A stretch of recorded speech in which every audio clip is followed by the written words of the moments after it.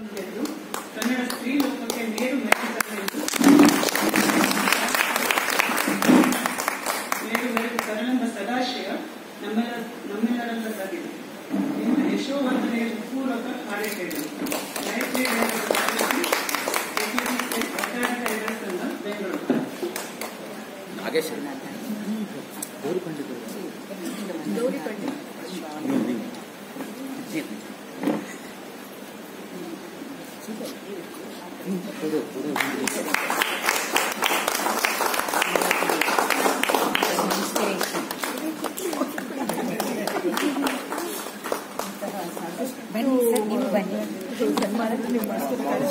Experience ಆಗ್ತದೆ.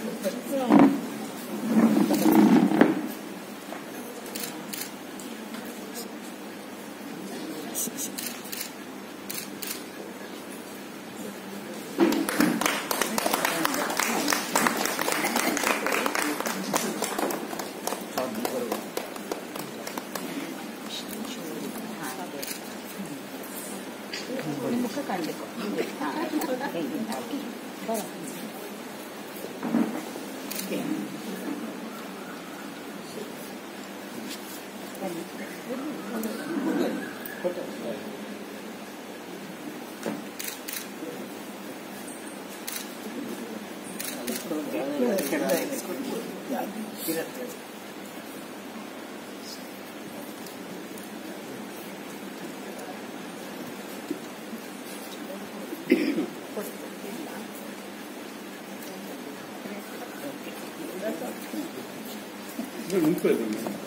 ಸ್ವಲ್ಪ ಆಗ್ತದೆ.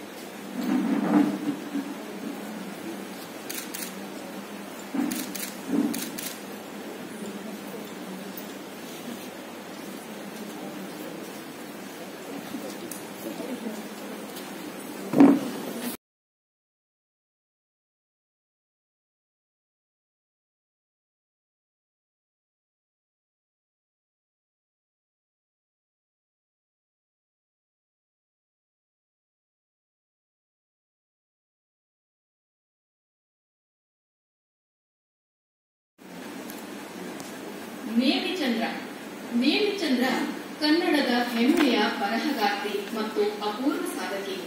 ಎಚ್ಎಎಲ್ನಲ್ಲಿ ಹೆಲಿಕಾಪ್ಟರ್ ಎಂಜಿನಿಯರ್ ಆಗಿದ್ದಾಗಿನಿಂದಲೂ ಕನ್ನಡ ಸಾಹಿತ್ಯಕ್ಕೆ ಅಪೂರ್ವ ಕೊಡುಗೆಗಳನ್ನು ನೀಡುತ್ತಲೇ ಬಂದಿದ್ದಾರೆ. ಕಥೆ, ಕಾದಂಬರಿ, ಪ್ರವಾಸ ಕಥನ, ಅಂಕಣ ಸಾಹಿತ್ಯ, ಜೀವನ ಚರಿತ್ರೆ ಒಂದೊಂದು ಪ್ರಾಕಾರಕ್ಕೂ ಕರ್ನಾಟಕ ಸಾಹಿತ್ಯ ಅಕಾಡೆಮಿಯ ಪ್ರಶಸ್ತಿಗಳು ಸಂದಿವೆ. ಪೆರುವಿನ ಪವಿತ್ರ ಕಣಿವೆಯ ಪ್ರವಾಸ, ಯಾದವ ಶೇಖ್ ಹೆಸರಿನ ಕಾದಂಬರಿ ಮತ್ತು ಬದುಕು ಬದಲಿಸಬಹುದು ಅಂಕಣಗಳ ಬರಹಗಳು, ನೇಮಿಚಂದ್ರನ ಕಥೆಗಳು ಇವೆಲ್ಲ ಕನ್ನಡಿಗರ ಮನೆ ಮಾತಾಗಿವೆ. ಸಾಹಿತ್ಯಕ್ಕೆ ಇವರು ನೀಡಿದ ಒಟ್ಟಾರೆ ಕೊಡುಗೆಯನ್ನು ಗಮನಿಸಿ ಅಕಾಡೆಮಿಯ ಜೀವಮಾನ ಪ್ರಶಸ್ತಿಯನ್ನು ಇವರಿಗೆ ನೀಡಲಾಗಿದೆ. ಇವರ ಎಂಜಿನಿಯರಿಂಗ್ ಪ್ರತಿಭೆಗೆ ವೈಮಾಂತರಿಕ ತಂತ್ರಜ್ಞರಿಂದಲೂ ಅಪೂರ್ವ ಸಾಧಕಿ ಎಂದು ಬಿರುದು ಪಡೆದಿದ್ದಾರೆ. ಅತ್ತಿಮಬ್ಬಿ ಪ್ರಶಸ್ತಿ, ಸಂದೇಶ ಪ್ರಶಸ್ತಿ, ಅಕ್ಕ ಪ್ರಶಸ್ತಿ, ಇಂಡಿಯನ್ ಎಕ್ಸ್ಪ್ರೆಸ್ ನೇವಿ ಪುರಸ್ಕಾರ ಒಂದಲ್ಲ ಎರಡಲ್ಲ. ಕರ್ನಾಟಕ ಲೇಖಕಿಯರ ಸಂಘದ ಆರಂಭಿಕ ಘಟ್ಟದಲ್ಲಿ ಪ್ರಮುಖ ಪಾತ್ರ ವಹಿಸಿದ್ದ ನೇಮಿಚಂದ್ರರು ಮಹಿಳೆಯರದೇ ಪತ್ರಿಕೆಗಳೆನಿಸಿದ ಅಚಲ ಮತ್ತು ಹಿತೈಷಿಣಿಗೂ ಲೇಖನಗಳನ್ನು ಬರೆಯುತ್ತಿದ್ದಾರೆ. ಹೋರಾಟದ ಹಾದಿಯಲ್ಲಿ ಸುದೀರ್ಘ ಪಯಣ ನಡೆಸಿರುವ ನೇಮಿಚಂದ್ರರ ಪ್ರಶಸ್ತಿಗಳ ಪಟ್ಟಿ, ಗ್ರಂಥಗಳ ಪಟ್ಟಿ ತುಂಬಾ ಉದ್ದವಿದೆ. ಅಂದ ಹಾಗೆ ಈ ಕಾರ್ಯಕ್ರಮಕ್ಕೆ ತೀರಾ ಪ್ರಸ್ತುತ ಎನಿಸುವ ಗ್ರಂಥ ಎಂದರೆ ಹೋರಾಟದ ಹಾದಿಯಲ್ಲಿ ಧೀಮಂತ ಮಹಿಳೆಯರು ಹೆಸರಿನ ಪುಸ್ತಕ. ಇದಲ್ಲದೆ ಮೇಡಮ್ ಅವರು ಬರೆದಿರಂತ ಆಯ್ಕೆ ನಮ್ಮದು ಎನ್ನುವ ಒಂದು ಪಾಠ ಈ ಪಿಯುಸಿ ದ್ವಿತೀಯ ಪಿಯುಸಿಯಲ್ಲಿ ಓದ್ತಾ ಇರೋ ಮಕ್ಕಳಿಗೆ ಪಾಠ. ಮುಂಜಾನೆ ನಾನು ಹಿಂಗೆ ಫಂಕ್ಷನ್ಗೆ ಹೋಗ್ತಾ ಇದ್ದೀನಿ ಅಂತ ಹೇಳಿದ್ದೆ, ನನ್ನ ಮಗಳು ಕೇಳಿದ್ದು. ಯಾವ ಫಂಕ್ಷನ್ಗೆ ಹೋಗ್ತಾ ಇದೆಯಾ, ಯಾವ ಅತಿಥಿಗಳು ಬರ್ತಾ ಇದ್ದಾರೆ ಅಂತ ಅಂದಾಗ ಮೊದಲಿಗೆ ಫಸ್ಟ್ಗೆ ನಮ್ಗೆ ಗೊತ್ತಾಯ್ತು ನೇಮಿಚಂದ್ರ ಅಂತ ಹೇಳಿದೆ. ಹೌದಾ ನೇಮಿಚಂದ್ರನ, ನಮ್ಗೆ ಇವತ್ತು ಲೆಸನ್ ಮಾಡ್ತಾ ಇದ್ದಾರಲ್ಲ ಹೌದಾ ಅದಕ್ಕೆ ನಾನು ನೋಡ್ಬೇಕು ಅಂತಂದ್ರೆ ಸರಿ ನನ್ನ ಜೊತೆ ಬಾ ನಿಮಗೂ ಉಪಯುಕ್ತ ಆಗ್ತದೆ ಮಾಹಿತಿ ಇಲ್ಲ ಬಂದು ಹೇಳಿಲ್ಲ ಅಂತೆ ಇಲ್ಲಿ ಪರವಾಗಿಲ್ಲ ನಿಮ್ಗೊಂದು ಅವಕಾಶ ಅಂತ ಬಂದು ಅದಕ್ಕಾಗಿ ಮೇಡಮ್ ಅವ್ರದ್ದು ಇದು ಒಂದು ನಾನು ಆಡ್ ಮಾಡ್ತಾ ಇದ್ದೀನಿ. ಇನ್ನೂ ಇದೆ ಮೇಡಮ್ ಅವ್ರು ಮಾಡಿದಂತ ಕಾರ್ಯ ಕೆಲಸಗಳು ಅವು ನಮ್ಗೆ ಇನ್ನೂ ಗೊತ್ತಿಲ್ಲ. ಅದು ಗೊತ್ತಾಗುವಂಗೆ ಮೇಡಮ್ ಇನ್ನೊಂದಿಷ್ಟು ನಮಗೆ ಮಾಹಿತಿಗಳನ್ನ ತಮ್ಮ ಉಪನ್ಯಾಸದಲ್ಲಿ ಕೊಡಬೇಕು ಅಂತ ಕೇಳ್ಕೊಳ್ತೀನಿ. ಅವರು ಪ್ಲಾಸ್ಟಿಕ್ ನಲ್ಲಿರುವ ನೀರನ್ನ ಅಲ್ಲಿ ತಗೊಂಡು ಇಟ್ಟಿದ್ದು ಖುಷಿ ಆಯ್ತು. ನನಗೆ ಸ್ಟೀಲ್ ಕಪ್ಪಲ್ಲಿ ನೀರು ಕೊಟ್ಟಿದ್ದಾರೆ. ನಾನು ಮುಖ್ಯವಾಗಿ ನಾಗೇಶ್ ಹೆಗ್ಡೆ ಅವರಿಗೆ ವಂದನೆ ತಿಳಿಸಬೇಕು. ಯಾಕೆಂತಂದ್ರೆ ಅವರಿಂದ ನನಗೆ ಪರಿಸರದ ಪ್ರಜ್ಞೆ ಮೂಡಿದ್ದು ಅಂತ. ಅವರ ಪುಸ್ತಕದಲ್ಲಿ ಓದಿರಬಹುದು, ಇರುವುದೊಂದೇ ಭೂಮಿ, ಅಭಿವೃದ್ಧಿಯ ಅಂಧಯುಗ, ಅಲ್ಲಿರೋ ಅವೆರಡೇ ಪುಸ್ತಕಗಳೆಲ್ಲ ಅವರ ಪರಿಸರ ಪ್ರೀತಿಯ ಪರಿಸರವನ್ನ ಉಳಿಸಬೇಕಾದಂತಹ ಆ ಪುಸ್ತಕಗಳನ್ನ ನೀವೆಲ್ಲ ದಯವಿಟ್ಟು ಓದಿ. ಇವತ್ತು ಅವ್ರು ತುಂಬಾ ಹಿಂದೆ ಬರ್ತಿರೋದು, ಇವತ್ತು ನಾವು ಹೇಳ್ತಾ ಇರೋದಲ್ಲ, ಅವ್ರು ತುಂಬಾ ಹಿಂದೆ ಬರ್ತಿರೋದು. ಅವರಿಂದ ನನಗೆ ಪರಿಸರ ಪ್ರಜ್ಞೆ ಎಲ್ಲಿಲ್ಲದ ಹಾಗೆ ಕಾಡುತ್ತೆ. ಎಲ್ಲಿ ಹೋದ್ರು ನಾನು ನೋಡೋದು ಈ ರೀತಿಯ ಪ್ಲಾಸ್ಟಿಕ್ ಬಾಟಲ್ ನ ನೀರು, ಎರಡೇ ಗುಡುಗು ಹಿಂಗೆ ಎಸಿತೀವಿ, ಅದು ಶಾಶ್ವತವಾಗಿ ಅಲ್ಲಿರುತ್ತೆ. ನಮಗೆ ಆರೋಗ್ಯ ಅನ್ಕೊಳ್ತೀವಿ, ಅದರೊಳಗೆ ಸಿಂಗಲ್ ಯೂಸ್ ಪ್ಲಾಸ್ಟಿಕ್ ಅಲ್ಲಿ ನಿಮಗೆ ಗೊತ್ತಿದೆ, ಅವರ ಪುಸ್ತಕ ಓದಿದ್ರೆ ಗೊತ್ತಾಗುತ್ತೆ. ಅದನ್ನು ಮಾಡೋದು ಟಾಕ್ಸಿಕ್ ಕೆಮಿಕಲ್ಸ್ ಇಂದ that leeches in the water time and temperature. ನಮ್ಮ ಆರೋಗ್ಯಕ್ಕೂ ಅದು ಒಳ್ಳೇದಲ್ಲ. ಸೊ ವಿಷಯಾಂತರ ಆಗಿದೆ. ಆದ್ರೆ ಇಲ್ಲಿ ಒಂದೊಂದು ಗುಲಾಬಿಗೂ ಒಂದು ಪ್ಲಾಸ್ಟಿಕ್ ಸುತ್ತಿ ಕೊಡ್ತೀರಾ, ಅದಕ್ಕೋಸ್ಕರ ನಾನು ಹೇಳಲೇಬೇಕು. ನನ್ನ ವ್ಯಾನಿಟಿ ಬ್ಯಾಗ್ ತೆಗೆದು ನೋಡಿ 2-3 ಕೈ ಚೀಲ ಇರುತ್ತೆ. ಎಲ್ಲಿ ಹೋದ್ರು ನಮ್ ಸಿಂಗಲ್ ಯೂಸ್ ಪ್ಲಾಸ್ಟಿಕ್ ಇಲ್ಲಿ ಬ್ಯಾನ್ ಆಗಿ 2 ವರ್ಷದ ಮೇಲಾಗಿದೆ. ಆದ್ರೆ ಇಂಪ್ಲಿಮೆಂಟ್ ಅಂತೂ ಆಗಿಲ್ಲ. ಅದು ಸರ್ಕಾರ ಮಾಡಬೇಕು ಅಂತ ಕಾಯಬಾರ್ದು, ನಾವು ಪ್ರತಿಯೊಬ್ಬರೂ ಮಾಡಬೇಕು. ಪರಿಸರ ನಮ್ಮೆಲ್ಲರ ಜವಾಬ್ದಾರಿ. ದಯವಿಟ್ಟು ವಿಷಯಾಂತರಕ್ಕೆ ಕ್ಷಮಿಸಿ. ಈಗ ಇವತ್ತಿನ ವಿಷಯಕ್ಕೆ ನಾನು ಬರ್ತೀನಿ. ನನಗೆ ಬಹಳ ಖುಷಿಯಾಗಿರೋ ಒಂದು ವಿಷಯ ಅಂತ ಹೇಳಿದ್ರೆ, ನಾಗೇಶ್ ಹೆಗ್ಡೆ ಅವರು ಫೋನ್ ಮಾಡಿದಾಗ ನಾನು ಹೇಳ್ತೆ, ಓರ್ವ ಸಕಾರಾತ್ಮಕ ವ್ಯಕ್ತಿನ ಭೇಟಿ ಮಾಡಬೇಕು ಅಂದ್ರೆ ನಾನು 100,000 ಮೈಲಿಗಳ ದೂರಕ್ಕೆ ಹುಡುಕಿ ಹೋಗಿದ್ದಿದೆ. ಅಂಥದ್ರಲ್ಲಿ ನೀವು ಇಂತಹ ಒಬ್ಬ ಅದ್ಭುತ ವ್ಯಕ್ತಿನ ನನಗೆ ನಿರಾಯಾಸವಾಗಿ ಪರಿಚಯ ಮಾಡುವಂತಹ ಒಂದು ಸಂದರ್ಭದಲ್ಲಿ ಕರೀತಾ ಇದ್ದೀರಾ ಅಂತ ಹೇಳಿದ್ರೆ ನಾನ್ ಖಂಡಿತ ಬದಲೇ ಇರ್ತೀನಿ ಅಂತ ತುಂಬಾ ಖುಷಿ ಆಯ್ತು. ಅವರ ಬಗ್ಗೆ ನನಗೆ ತಿಳಿದಿರಲಿಲ್ಲ, ದಯವಿಟ್ಟು ಕ್ಷಮಿಸಬೇಕು. ನನಗೆ ಕ್ರೀಡೆನಲ್ಲಿ ಆಸಕ್ತಿ ಇದ್ದ ಕಾರಣ ಆ ಕೊನೆ ಪುಟ ನೋಡಿರಲ್ಲ.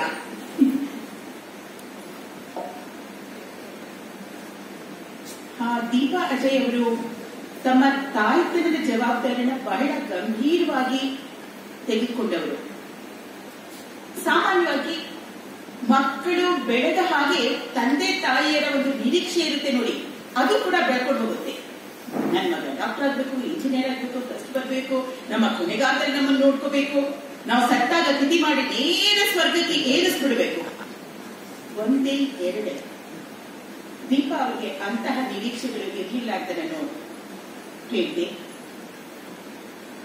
ದೀಪಾ ಅವರಿಗೆ ಮಕ್ಕಳು ಬೆಳೆದ ಹಾಗೆ ಸವಾಲುಗಳು ಬೆಳೀತಾ ಹೋದವು. ಅವು ಸಾಮಾನ್ಯ ಅಮ್ಮಂದಿರ ಮುಂದೆ ಇರುವಂತಹ ಸಾಮಾನ್ಯ ಸಮಸ್ಯೆಗಳಲ್ಲ. ಕಾರಣ ಅಸಾಮಾನ್ಯ ಅಮ್ಮಂದಿರ ಎದುರು ಬದುಕು ಅಸಾಮಾನ್ಯವಾದ ಚಾಲೆಂಜಸ್ ನ ಸವಾಲುಗಳನ್ನ ಇಡುತ್ತೆ. 20 ವರ್ಷ ವಯಸ್ಸಿನ ಆದಿತ್ಯ ಮತ್ತು 12 ವರ್ಷದ ಆಶೀಶ್ ವಿಭಿನ್ನ ಚೇತನದ ಮಕ್ಕಳು. ಅವರನ್ನು ನೋಡ್ಕೊಳ್ಳೋದಕ್ಕೆ ದೀಪಾ ಅವ್ರಿಗೆ ಅಗಾಧವಾದ ಮಾನಸಿಕ ಸ್ಥೈರ್ಯ ಮಾತ್ರ ಅಲ್ಲ, ದೈಹಿಕ ಬಲವೂ ಬೇಕಿತ್ತು. 5 ವರ್ಷಗಳ ಹಿಂದೆ ಅವರು ಆ ಕಾರಣಕ್ಕೆ ಪವರ್ ಲಿಫ್ಟಿಂಗ್ ಆರಂಭ ಮಾಡಿದ್ರು ಅಂತ ಕೇಳಿದೆ. ನನಗಿದು ಅದ್ಭುತವಾಗಿ ಕಾಣಿಸ್ತು. ನಾನು ಇಲ್ಲಿವರೆಗೂ ಯಾವ ಅಮ್ಮಂದಿರು ಪವರ್ ಲಿಫ್ಟಿಂಗ್ ಮಾಡಿದ್ದನ್ನು ಕೇಳಿರಲಿಲ್ಲ. ತಮ್ಮ ಮಕ್ಕಳ ಪಾಲನೆಯ ಒಂದು ಕೆಲಸಕ್ಕಾಗಿ ನನಗೆ ತುಂಬಾ ಇದು ಅದ್ಭುತ ಅಂತ ಅನ್ನಿಸ್ತು. ಇವತ್ತವರು ರಾಷ್ಟ್ರೀಯ ಮಹಿಳಾ ಪವರ್ ಲಿಫ್ಟಿಂಗ್ ಚಾಂಪಿಯನ್ಶಿಪ್ ನಲ್ಲಿ ಬಂಗಾರದ ಪದಕ ಪಡೆದುಕೊಂಡಿದ್ದಾರೆ. ಹಾಗೆಯೇ 4 ರಾಷ್ಟ್ರೀಯ ದಾಖಲೆಗಳನ್ನು ಮುರಿದಿದ್ದಾರೆ. ಹಾಗೂ ತಮ್ಮ ವಯೋಮಾನದ ವಿಭಾಗದಲ್ಲಿ ವಿಶ್ವ ಚಾಂಪಿಯನ್ಶಿಪ್ಗೆ ಪಾಲ್ಗೊಳ್ಳೋದಕ್ಕೆ ಅರ್ಹತೆಯನ್ನು ಪಡ್ಕೊಂಡಿದ್ದಾರೆ. ಚಾಂಪಿಯನ್ಶಿಪ್ ಅವರ ಉದ್ದೇಶ ಅಲ್ಲ, ಅದು ಅವರ ಲಕ್ಷ್ಯ ಅಲ್ಲ ಅಂತಲೂ ನನಗೆ ಗೊತ್ತು.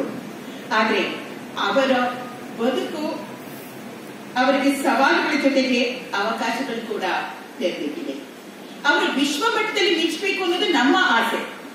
ಕಾರಣ ಈ ಅಸಾಧ್ಯದ ಸಾಧಕ ಮಹಿಳೆ ಬಹಳಷ್ಟು ಜನರಿಗೆ ಸ್ಫೂರ್ತಿ ಆಗ್ತಾರೆ, ಪ್ರೇರಣೆ ಆಗ್ತಾರೆ. ಎಲ್ಲಕ್ಕಿಂತ ಹೆಚ್ಚಾಗಿ ಸಣ್ಣ ಪುಟ್ಟ ವಿಷಯಗಳಿಗೆಲ್ಲ ಬದುಕಿನ ಜೊತೆಗೆ ಮುನಿಸ್ಕೊಳ್ತೀವಿ ನೋಡಿ. ಬದುಕನ್ನ ಒಂದು ಗೋಳಾಡ್ಕೊಂಡು ಮಾಡೋ ಒಂದು ದುರಭ್ಯಾಸವನ್ನ ಬೆಳೆಸ್ಕೊಂಡಿರ್ತೀವಲ್ಲ, ಅಂತ ನಮ್ಮಂತವ್ರಿಗೆ ನಾವು ಕೂಡ ಅನೇಕ ಬಾರಿ ಆ ರೀತಿ ಸಣ್ಣ ಪುಟ್ಟಕ್ಕೆಲ್ಲ ಹೊಡೆದಿದ್ದುಂಟು. ಸೊ ನಮಗೆ ಅವರ ಬದುಕು ಒಂದು ಪ್ರೇರಣೆ ಆಗುತ್ತೆ, ಒಂದು ಮಾದರಿ ಆಗುತ್ತೆ. ಆ ಕಾರಣಕ್ಕೆ ಅವರು ವಿಶ್ವದ ಒಂದು ಅರಿನಾದಲ್ಲೂ ಕೂಡ ಮಿಂಚಬೇಕು ಅಂತ ನಾವು ಬಯಸ್ತೀವಿ. ಅದು ಅವರ ಲಕ್ಷ್ಯ ಆಗುತ್ತೆ. ಕೆಲಸಕ್ಕೆ ಬಾರದ ಕೆಲವು ಪ್ರಶ್ನೆಗಳು ನಮ್ಮ ಬದುಕಿನಲ್ಲಿ ಏಳ್ತಾ ಇದ್ದಾಗ ಅದನ್ನು ಆಚೆ ತರಬೇಕು ಅಂತ ನಾನು ಬಹಳ ಬೇಗ ಕಂಡುಕೊಂಡೆ. ಸತ್ಯವನ್ನೇ ಹೇಳಿದ ಹರಿಶ್ಚಂದ್ರ ಸ್ಮಶಾನ ಯಾಕೆ ಕಾಯ್ಬೇಕಾಯ್ತು? ಇಡೀ ದೇಶಕ್ಕೆ ಪಿತಾಮಹ ಅನ್ನಿಸ್ಕೊಂಡಂತಹ, ತಮ್ಮ ಇಡೀ ಬದುಕನ್ನ ಭಾರತದ ಸ್ವಾತಂತ್ರ್ಯಕ್ಕೆ ಹೋರಾಡಿದಂತಹ ಗಾಂಧೀಜಿಯವರಿಗೆ ಹರಿಲಾರದಂತ ಮಗ ಹುಟ್ಟಬೇಕಾಗಿತ್ತು. ಇಂಥ ಕೆಲವು ಪ್ರಶ್ನೆಗಳಿಗೆ ಉತ್ತರ ಇರೋದಿಲ್ಲ ಅಂತ ನನಗೆ ಗೊತ್ತಿತ್ತು. ಆದ್ರೆ ನನ್ನ ಗೆಳತಿ, ತುಂಬಾ ಆತ್ಮೀಯದ ಗೆಳತಿ, ಆಕೆ ಇಡೀ ಬದುಕನ್ನ ಅರ್ಧ ಶತಮಾನದ ನಮ್ಮ ಬಾಲ್ಯದಿಂದ ನಾವು ಗೆಳತಿಯರು. ಆಕೆ ಬದುಕು ಎಷ್ಟು ದೊಡ್ಡ ಹೋರಾಟವಾಗಿತ್ತು ಅಂತ ನಾನು ನೋಡಿದ್ದೆ. ನನ್ನ ಆ ಆತ್ಮೀಯ ಗೆಳತಿಗೆ ಬಹಳ ಚಿಕ್ಕ ವಯಸ್ಸಿಗೆ ಅಮ್ಮ ತೀರ್ಕೊಂಡ್ರು, ಆಮೇಲೆ ಅಪ್ಪ ತೀರ್ಕೊಂಡ್ರು, ಆಮೇಲೆ ಅಣ್ಣ ಕೂಡ ತೀರ್ಕೊಂಡ. ಆದ್ರೂ ನನ್ನ ಗೆಳತಿ ತನ್ನ ಬದುಕನ್ನ ನಿಲ್ಲಿಸಿದಂತೆ ತನ್ನ ತಮ್ಮಂದಿರ ಬದುಕು, ತಮ್ಮ ತಂಗಿಯ ಬದುಕು, ತಮ್ಮ ಅತ್ತಿಗೆ ಬದುಕನ್ನ ಆಕೆ ಸಾವರಿಸಿದ ರೀತಿ ನೋಡಿದಾಗ ನನಗದು ಅದ್ಭುತ ಅನಿಸಿತ್ತು, ಅಭಿಮಾನ ಮೂಡಿತ್ತು. ಆಕೆಯ ಬದುಕು ಒಂದು ನೆಮ್ಮದಿಯ ನಿಲ್ದಾಣಕ್ಕೆ ಬಂದಾಗ ನಾವಿನ್ನು ನಿಟ್ಟರಿಸಲು ಬಿಡುವಷ್ಟಕ್ಕೆ ಆಕೆಗೆ ಕ್ಯಾನ್ಸರ್ ಆಯಿತು. ಅವಾಗ ತುಂಬಾ ಫ್ರಸ್ಟ್ರೇಟ್ ಆಗಿದ್ದೆ. ನನ್ನ ತಮ್ಮ ಆಶ್ರಮದಿಂದ ಬಂದಿದ್ದ, ಅದನ್ನ ನಾನು ಹೇಳಿದೆ, ಒಳ್ಳೆಯವರಿಗೆ ಯಾಕೆ ಕಷ್ಟ ಅಂತ. ಆಗ ನನ್ನ ತಮ್ಮನ ಬಗ್ಗೆ ಒಂಚೂರು ಹೇಳ್ಬೇಕು. ಆತ ಬಹಳ ಬುದ್ಧಿವಂತ ಆಯ್ತ. 20ನೇ ವಯಸ್ಸಿಗೆ ಆತ ಪಾಂಡಿಚೇರಿಗೆ ಹೋದ. ದಶಕಗಳ ಕಾಲ ಅರವಿಂದರ ಆಶ್ರಮದ ಒಂದು ಪ್ರಭಾವಲಯದಲ್ಲಿ ಕಳೆದು ಆತ ಬಂದಾಗ ನನ್ನ ಪ್ರಶ್ನೆ ಆತನ ಕೇಳಿದ್ದು, ಒಳ್ಳೆಯವರಿಗೆ ಯಾಕೋ ಕಷ್ಟ ಅಂತ. ಆತ ಆಧ್ಯಾತ್ಮದ ಒಂದು ಉತ್ತರ ಹೇಳ್ದ. ಆತ ಹೇಳ್ದ, ನಮ್ಮೆಲ್ಲರಿಗೂ ಪ್ರಾಣಿಜನ್ಯ ಕರ್ಮ ಸಂಚಯಿತವಾಗಿರುತ್ತೆ. ಸಾಮಾನ್ಯ ಜನರು ಸಾವಿರ ಜನ್ಮಗಳನ್ನ ಎತ್ತಿ ಅದನ್ನ ತೊಳಿತಾರೆ. ಆದ್ರೆ ಒಳ್ಳೆಯವರಿದ್ದಾರೆ ನೋಡು, ಅವರಿಗೆ ಮಾನಸಿಕ ಸ್ಥೈರ್ಯ ಬಹಳಷ್ಟು ಗಟ್ಟಿಯಾಗಿರುತ್ತೆ. ಅವರು ಶಕ್ತರು, ಸಮರ್ಥರು. ಒಂದೇ ಜನ್ಮದಲ್ಲಿ ಕರ್ಮವನ್ನು ಕಳೆದುಕೊಂಡು ಮುಕ್ತಿಯನ್ನ ಪಡಿತಾರೆ, ಅದರಿಂದ ಬಿಡುಗಡೆ ಪಡಿತಾರೆ ಅಂತ ನನ್ನ ತಮ್ಮ ಹೇಳ್ದ. ಅಂತ ಹೇಳ್ದ, ಹೊರಬಲ್ಲವರಿಗೆ ಮಾತ್ರ ದೇವರು ಇಂತಹ ಒಂದು ಜವಾಬ್ದಾರಿಯನ್ನ ಮತ್ತು ಅವಕಾಶವನ್ನ ಕೊಡ್ತಾನೆ ಅಂತ. ನಾನು ಮುಕ್ತಿಯ ಹಾದಿನ ಹುಟ್ಟಿದವಳಲ್ಲ, ನಾನು ಅಪ್ಪಟ ವಿಜ್ಞಾನಿ. ಹಾಗಾಗಿ ನನಗೆ ಇದೆಲ್ಲವೂ ಸಂಭವನೀಯತೆಯ ಜಗತ್ತು ಅನಿಸುತ್ತೆ. It's a world of probability. Heisenberg's uncertainty principle, ಅನಿಶ್ಚಿತ ತತ್ವ ಕೇವಲ ಕ್ವಾಂಟಮ್ ಜಗತ್ತಿಗೆ ಮಾತ್ರ ಅನ್ವಯ ಆಗೋದಿಲ್ಲ. ನಮ್ಮೆಲ್ಲರ ಬದುಕಿನ ಪ್ರತಿ ಕ್ಷಣಕ್ಕೆ, ಪ್ರತಿ ದಿನಕ್ಕೆ ಅದು ಅನ್ವಯ ಆಗುತ್ತೆ. ಇದು ಸಂಭವನೀಯತೆಯ ಜಗತ್ತು. ಹಾಗಾಗಿ ಯಾರಿಗೆ ಏನು ಬೇಕಾದರೂ ಆಗಬಹುದು. ದೀಪ ಮಲ್ಲಿಗೆ ಆದ ಹಾಗೆ, ದೀಪ ಅಜಯ್ ಆಮೇಲೆ ಬರ್ತೀವಿ, ಅದರ ದೀಪ ಮಲ್ಲಿಗೆ ಆದ ಹಾಗೆ, ಹರ್ಪ್ರೀತ್ ಅಹಲೂವಾಲಿಯಾಗೆ ಆದ ಹಾಗೆ, ಯಾವಾಗ ಬೇಕಿದ್ರೂ ಆಗ್ಬೋದು, ಯಾರಿಗೆ ಬೇಕಿದ್ರೂ ಆಗ್ಬೋದು, ಯಾವಾಗ ಬೇಕಿದ್ರೂ ಆಗ್ಬೋದು. This is the world of probability and uncertainty. Deepa Mallik ಯಾರು ಅಂತ ಇವತ್ತು ಅಮ್ಮಂದಿರ ಬಗ್ಗೆ ಮಾತನಾಡಕ್ಕೆ ತಿಳಿದಿರೋ ಕಾರಣ ಇನ್ನಿಬ್ಬರ ಅಮ್ಮಂದಿರ ಪರಿಚಯ ಮಾಡ್ಕೊಡ್ತೀನಿ. ದೀಪಾ ಮಲ್ಲಿಕ್, ಹರ್ಪ್ರೀತ್ ಅಹಲೂವಾಲಿಯಾ ನಮ್ಮ ದೀಪಾ ಅಜಯ್ ಅವರ ಹಾಗೇನೆ ಬದುಕು ಹೋರಾಟವಾದಾಗ ಹೋರಾಡಿ ಬದುಕುವ ಧೈರ್ಯ ತೋರಿಸಿದಂತಹ ಅಮ್ಮಂದರು. ಅವರನ್ನ ನಾನು ಹುಡುಕಿ ಹೋಗಿದ್ದೆ. ಇವತ್ತು ನಿಮ್ಮೆಲ್ಲರ ದಯೆಯಿಂದ ನನಗೆ ಇವರನ್ನ ನಿರಾಯಾಸವಾಗಿ ಭೇಟಿಯಾಗೋದಕ್ಕೆ, ಅವರನ್ನ ತಿಳ್ಕೊಳ್ಳೋಕೆ, ಅವರ ಪರಿಚಯ ಮಾಡ್ಕೊಳ್ಳೋಕೆ ಸಾಧ್ಯ ಆಗಿದೆ. ಅದಕ್ಕೆ ಆರ್ಗನೈಸರ್ಸ್ಗೆ ದೀಪಾ ಮಲ್ಲಿಕ್ ಅವರು ಅವ್ರ ಮಗು ದೀಪಿಕಾ ಅಂತ ಒಂದು ಪುಟ್ಟ ಮಗು ಹುಟ್ಟಿದ್ದು ಸ್ಪಷ್ಟವಾಗೇ ಇತ್ತು. ಒಂದಿನ ಅಂಗಳದಲ್ಲಿ ಮಗು ಆಡ್ತಾ ಇತ್ತು. ಯಾವಾಗಲೂ ಅವರು ಗೇಟ್ ನ ಚಿಲ್ಕನೆ ಹಾಕೇ ಇರ್ತಾ ಇದ್ರು. ಅವತ್ತು ಯಾರು ತೆಗೆದಿದ್ರೋ ಗೊತ್ತಿಲ್ಲ, ಒಂದೇ ನಿಮಿಷದಲ್ಲಿ, ಬಹಳ ಚುರುಕಿನ ಮಗು ಅದು, ಒಂದೇ ನಿಮಿಷದಲ್ಲಿ ತೆಗೆದ ಗೇಟ್ನಿಂದ ಆ ಮಗು ಹೊರಗಡೆಗೆ ರಸ್ತೆಗೆ ಓಡ್ಬಿಡ್ತು. ಆ ಕಡೆಯಿಂದ ಒಂದು ವೇಗವಾಗಿ ಬೈಕ್ ಬರ್ತಾ ಇತ್ತು. ಅದು ಬಂದು ಮಗುವಿನ ಗುದ್ದಿ ಬೀಳಿಸ್ತು. ಮಗುವಿನ ಬಲಭಾಗದ ತಲೆಗೆ ಬಲವಾದ ಪೆಟ್ಟು ಬೀಳ್ತು. ಎಡಭಾಗ ಪೂರ್ತಿ ಪಾರ್ಶ್ವವಾಯು ಬಡಿತು, ಪ್ಯಾರಲೈಸ್ ಆಯಿತು. ಅದನ್ನ ಹೆಮಿಪ್ಲೇಜಿಯಾ ಅಂತ ಹೇಳ್ತಾರೆ. ಇದು the world of uncertainty. Harpreet ಅವ್ರದ್ದು ಇನ್ನೊಂದು ಕಥೆ. ಅವರು MBA ಪದವೀಧರೆ, ಚಿನ್ನದ ಪದಕ ಪಡ್ಕೊಂಡಿದ್ರು. ಹುದ್ದೆಯ ಏಣಿನಲ್ಲಿ ಸರಸರ ಏರ್ತಾ ಇದ್ದ ಒಂದು ಸಂದರ್ಭ, ಹರ್ಜೋತ್ ಅಂತ ಒಬ್ಬ ಮಗ, ತುಂಬಾ ಪುಟ್ಟ ಕೂಸೋದು. ಆ ದಿನ ಕೊಂಚ ಜ್ವರ ಇತ್ತು ಮಗುವಿಗೆ.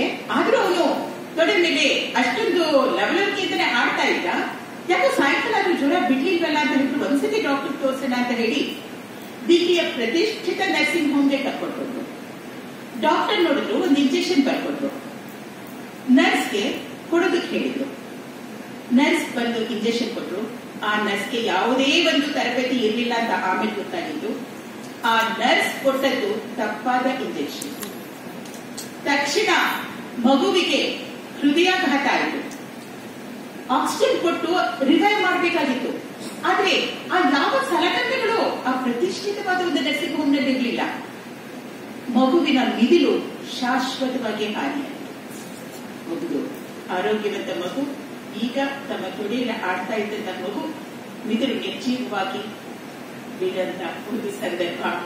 This is the world of probability, world of uncertainty. ಆದ್ರೆ ಬದುಕು ನಮಗೇನಾಯ್ತು ಅನ್ನೋದಲ್ಲ, ಆದದ್ದಕ್ಕೆ ನಾವು ಹೇಗೆ ಸ್ಪಂದಿಸಿದ್ವಿ, ಆದದ್ದನ್ನ ನಾವು ಹೇಗೆ ಸ್ವೀಕರಿಸಿದ್ವಿ ಅನ್ನೋದು ಬಹಳ ಹಿಂದೆಯೇ ಒಂದು ಮಾತನ್ನ ನಾನು ಓದಿದ್ದೆ. ಇದು ಅಪ್ಪಟ ಸತ್ಯ ಅಂತ ನನಗೆ ಅರಿವಾಗಿತ್ತು. ಈ ಎಲ್ಲ ಅಮ್ಮಂದಿರನ್ನ, ಶ್ರೀಮಂತ ಮಹಿಳೆಯರನ್ನ ನೋಡಿದಾಗ ಈ ಸಂಭವನೀಯತೆಯ ಜಗತ್ತಿನಲ್ಲಿ ಸಾಧ್ಯತೆಯ ಒಂದು ಬಾಗಿಲನ್ನ ಅವರು ಬಡಿದು ತೆಗೆಸಿದ್ದಾರೆ. ಬೈ ಚಾನ್ಸ್ ಆದಂತಹ ಆಕಸ್ಮಿಕವನ್ನ ಬೈ ಚಾಯ್ಸ್ ತಮ್ಮ ಆಯ್ಕೆಯಿಂದ ಬದಲಿಸ ಹೊರಟ ಬದಲಾವಣೆಯ ಒಂದು ಹರಿಕಾರರು ಇವರು ಅಂತ ನಾನು ಭಾವಿಸ್ತೀನಿ. ದೀಪಾ ಮಲ್ಲಿಕ್ ಇರ್ಬೋದು, ದೀಪಾ ಅಜಯ್ ಇರ್ಬೋದು, ಹರ್ಪ್ರೀತ್ ಅಗ್ರವಾಲಿಯಾ ಇರ್ಬೋದು. ಈ ಎಲ್ಲ ಅಮ್ಮಂದಿರು, ಇದರ ಆಚೆಗೆ ನನಗೆ ಗೊತ್ತಿಲ್ಲದಂತಹ ಸಾಕಷ್ಟು ಶ್ರೀಮಂತ ಅಮ್ಮಂದಿರಿದ್ದಾರೆ. ಮಕ್ಕಳ ಪಾಲನೆಯ ಗುರಿಯಾಗಿ ಅವರು ಬೆಳೆದ ಹಾಗೆ ಎತ್ತಿ ಓಡಾಡೋದು, ಆ ಕೆಲಸಕ್ಕೆ ಸಾಮರ್ಥ್ಯ ಬೇಕು. ತಮ್ಮ ತೂಕವನ್ನ ಇಳಿಸಿಕೊಂಡ್ರು, ದೈಹಿಕ ಬಲವನ್ನ ಹೆಚ್ಚಿಸಿಕೊಂಡ್ರು, ಮೂಳೆಯ ಸಾಂದ್ರತೆಯನ್ನ ಅವರು ಸುಧಾರಿಸಿಕೊಂಡ್ರು ಅಂತ ದೀಪಾ ಅಜಯ್ ಅವರ ಬಗ್ಗೆ ನಾನು ಕೇಳ್ತಾ ನನ್ನ ಎದುರು ಒಂದು ರೀತಿ ರೋಮಾಂಚನ ಆಯಿತು. ಈ ಹಾದಿಯ ಪಯಣದಲ್ಲಿ ಪವರ್ ಲಿಫ್ಟಿಂಗ್ ಆರಂಭಿಸಿದ ಅವರು ಇವತ್ತು ದೇಶದ ಚಾಂಪಿಯನ್ ಆಗಿದ್ದಾರೆ. ಆ ಇಬ್ಬರು ಅಮ್ಮಂದಿರ ಕಥೆನೂ ನಾನು ಹೇಳ್ಬಿಡ್ತೀನಿ. ದೀಪಾ ಮಲ್ಲಿಕ್ ಮತ್ತು ಹರ್ಪ್ರೀತ್ ಅಗ್ರವಾಲಿಯಾ. ಇಸವಿ 1999 ನಾನು ದೀಪಾ ಮಲ್ಲಿಕ್ ಅವರ ಬಗ್ಗೆ ಹೇಳ್ತಾ ಇದ್ದೀನಿ. ಪಾಕಿಸ್ತಾನಿ ಪಡೆಗಳು ಭಾರತದೊಳಗೆ ನುಗ್ಗಿ ಬಂದಂತಹ ಒಂದು ಸಮಯ.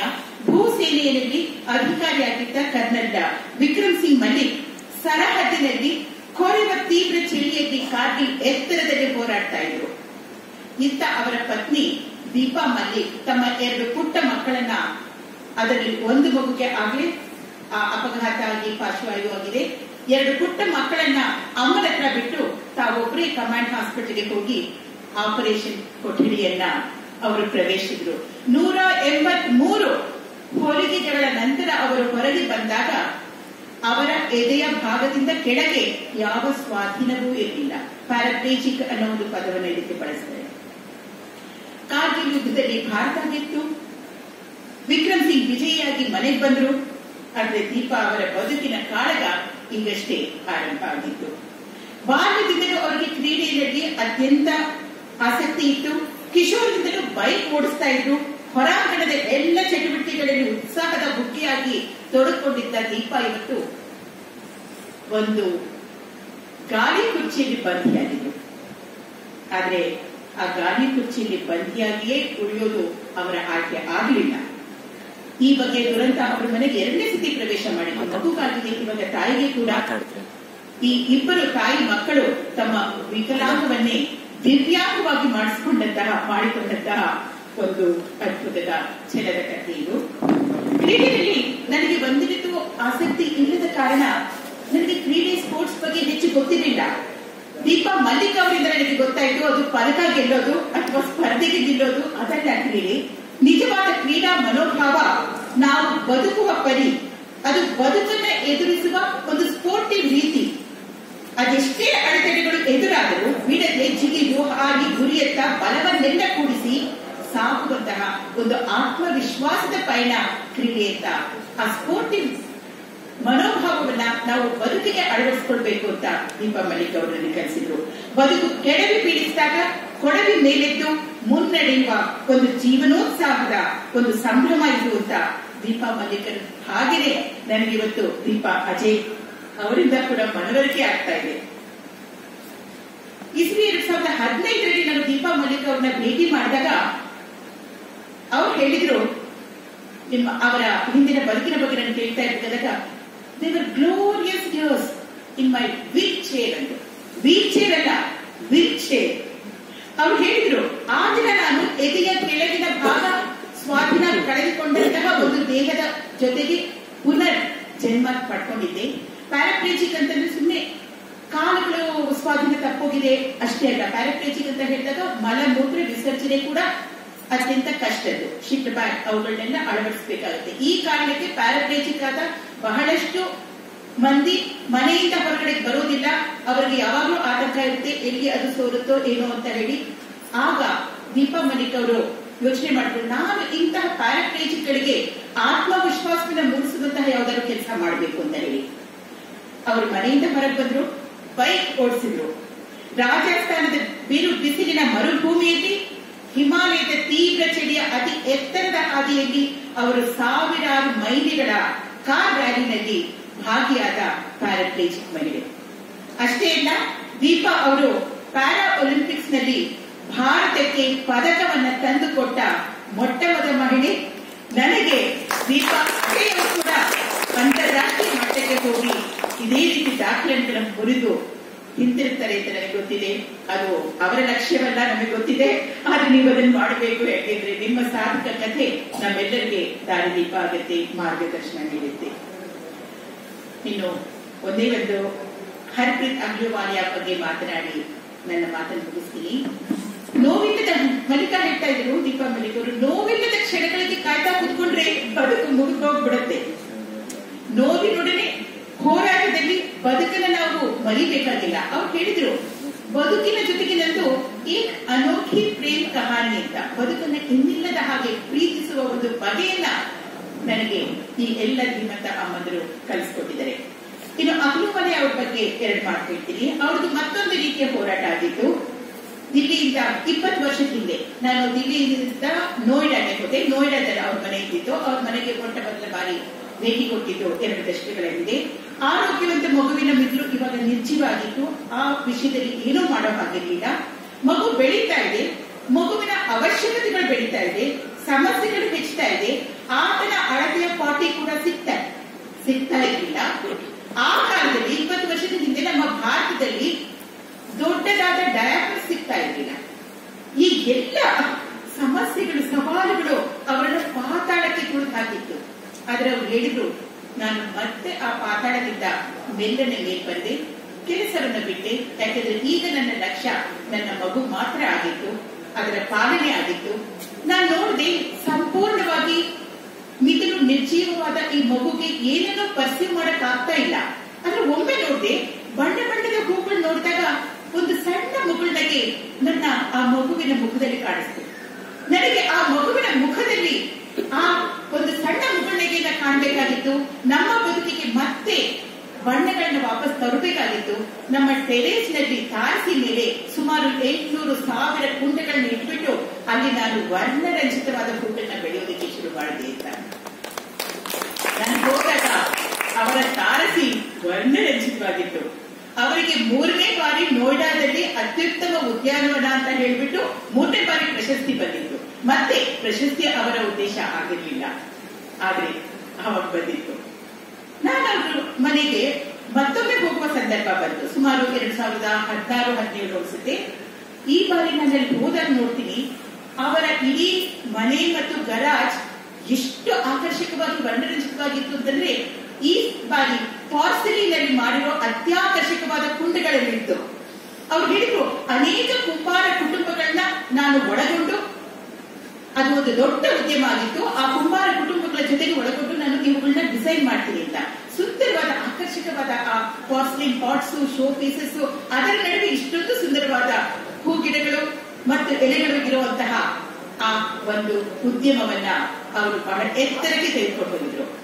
ಅವ್ರು ಹೇಳಿದ್ರು ಇದು ನನ್ನ ಮಗಳ ಕೊಡುಗೆ, ಇಲ್ಲ ಅಂದ್ರೆ ನಾನು ಈ ಉದ್ಯಮಕ್ಕೆ ಬರ್ತನೇ ಇರಲಿಲ್ಲ. ಎಷ್ಟು ಸುಂದರವಾಗಿ, ಎಷ್ಟು ವರ್ಣರಂಜಿತವಾದ ಬದುಕನ್ನ ನನಗೆ ನನ್ನ ಮಗ ಕೊಟ್ಟಿದ್ದಾರೆ. ಇದು ಹರ್ಪ್ರೀತ್ ಅವರ ಕಥೆ. ಇವತ್ತು ನಾನು ದೀಪಾ ಮಲ್ಲಿಕ್, ಹರ್ಪ್ರೀತ್ ಅಹಲೂವಾಲಿಯಾ ಅವರಂತಹ ಮತ್ತೊಬ್ಬ ಧೀಮಂತ ಮಹಿಳೆ, ಧೀಮಂತ ಅಮ್ಮ, ಸಾಧಕ ಸ್ತ್ರೀನ ನೋಡ್ತಾ ಇದ್ದೀನಿ. ದೀಪಾ ಅಜಯ್ ಅವರ ಪರಿಚಯ ನನಗಾಗಿದ್ದು ನನ್ನ ಭಾಗ್ಯ ಅಂತಾನೆ ನಾನು ಭಾವಿಸ್ತೀನಿ. ವಿಧಿ ಬರೆದ ಬರಹವನ್ನ ನೀವು ಅಳಿಸಿದ್ದೀರಾ, ನಮ್ಮೆಲ್ಲರಿಗೆ ಸ್ಫೂರ್ತಿಯಾಗಿದ್ದೀರಾ. ಬದುಕಿನ ಪ್ರತಿಕೂಲ ಪರಿಸ್ಥಿತಿಗಳನ್ನ ದಿಟ್ಟತನದಿಂದ ಎದುರಿಸೋದಕ್ಕೆ ನೀವು ಮಾದರಿಯಾಗಿದ್ದೀರಾ. ಬದುಕು ಹೋರಾಟವಾದಾಗ ಹೋರಾಡಿ ದುಡಿದ ಈ ಎಲ್ಲ ಅಮ್ಮಂದರಿಗೆ ನನ್ನ ನಮಸ್ಕಾರ.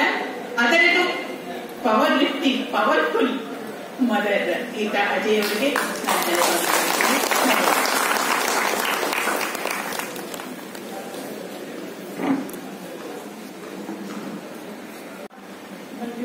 ತುಂಬಾ ಹೊಸ experience. Never done this before, so I am a little nervous. First of all ಈ ನನ್ನ ಕರೆದ್ಬಿಟ್ಟು ನನಗೆ ಸನ್ಮಾನ ಇನ್ನೊಂದು ಮಹಿಳೆಯರಿಂದ ಇಂಟ್ರೊಡ್ಯೂಸ್ ಮಾಡಿಸಿದ್ರು, ಪ್ಲಸ್ ನನ್ನ ಸನ್ಮಾನ ಮಾಡಿಸಿದ್ರು. ಇದನ್ನ ನಾವು ಯಾವತ್ತೂ ಕನ್ಸ್ಮರ್ಸ್ನಲ್ಲೂ ಎಣಿಸಿರ್ಲಿಲ್ಲ. It is an unbelievable experience for me. ಸಂಘಕ್ಕೆ ಥ್ಯಾಂಕ್ ಯು, ರಾಜು ಅವ್ರಿಗೆ thank you. I am very grateful. Thank you, ಆಭಾರಿ ನಿಜವಾಗ್ಲೂ. ಐ ರಿಯಲಿ ಹೋಪ್ ನೀವು ಹೇಗೆ ಆಶಿಸುತ್ತಿದ್ದೀರೋ ನಾನು ಅಂತಾರಾಷ್ಟ್ರೀಯ ಲೆವೆಲ್ನಲ್ಲಿ ಏನು ಮಾಡಬೇಕು ಅಂತ. I really hope I will be happy. ಇದಕ್ಕೆ ನಾನು ಮೇಘಚಂದ್ರ ಅವರು ಎಷ್ಟು ಸಾಧಕರು, ನಾನು ಅವ್ರ ತರ ಏನೂ ಮಾಡಿಲ್ಲ.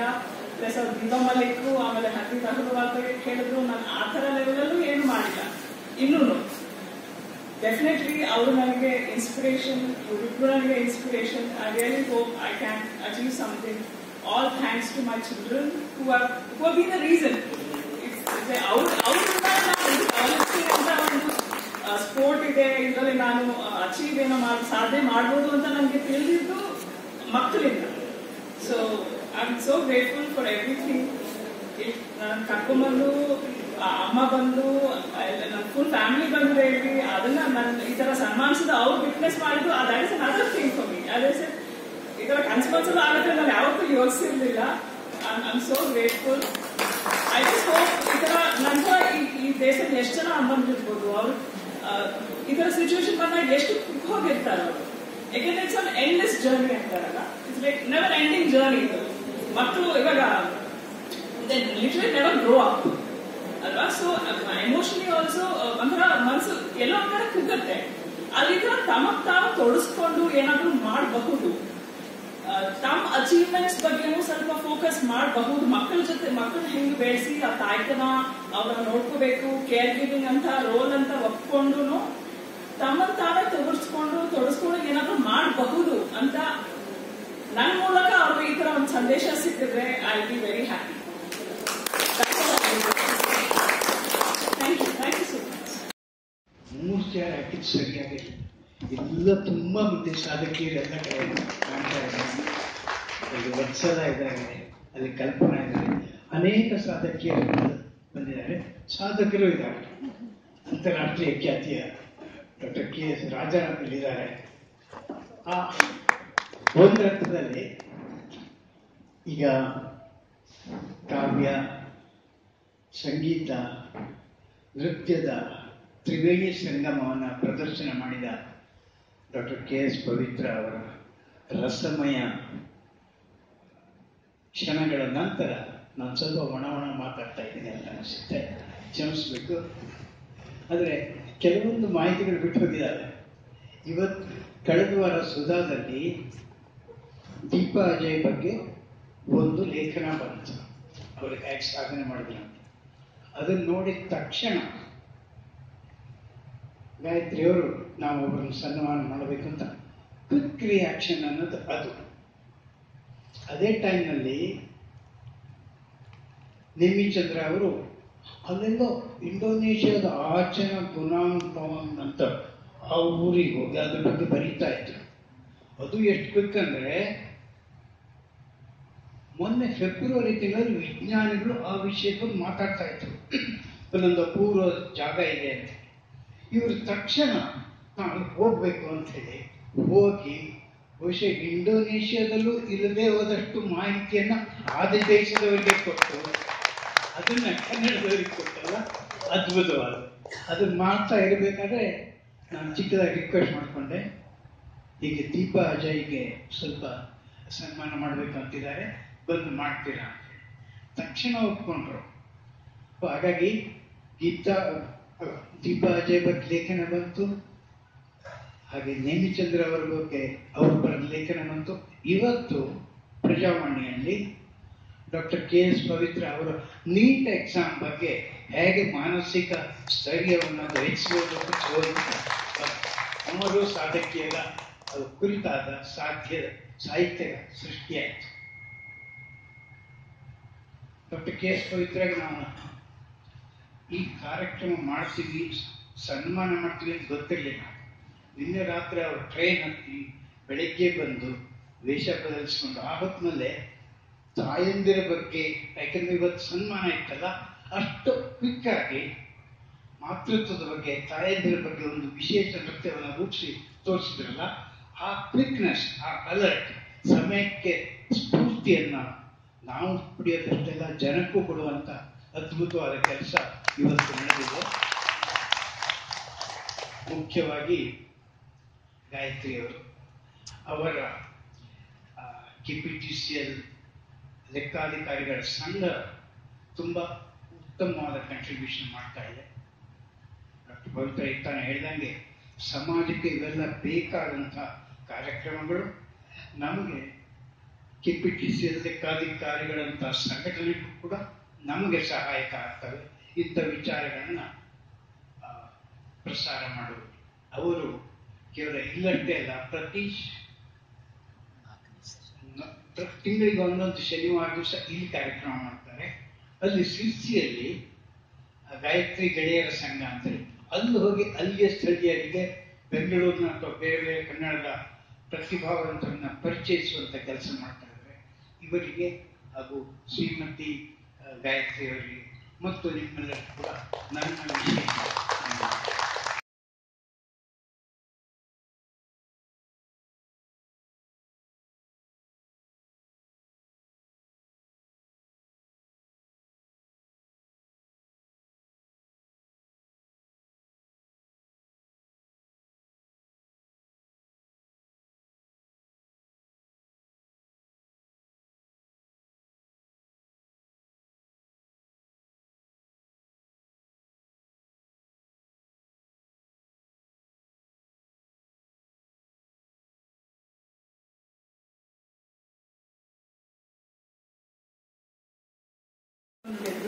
ಕನ್ನಡ ಸ್ತ್ರೀ ಲೋಕಕ್ಕೆ ಮೇರು ಮೆರೆದು ಕನ್ನಡ ಸದಾಶಯ ನಮ್ಮೆಲ್ಲರಂತ ಬಂದಿದೆ. ನಿಮ್ಮ ಯಶೋವರ್ಧನೆಯ ಪೂರ್ವಕ ಹಾರೈಕೆಗಳು. ಗಾಯತ್ರಿ ಬೆಂಗಳೂರು.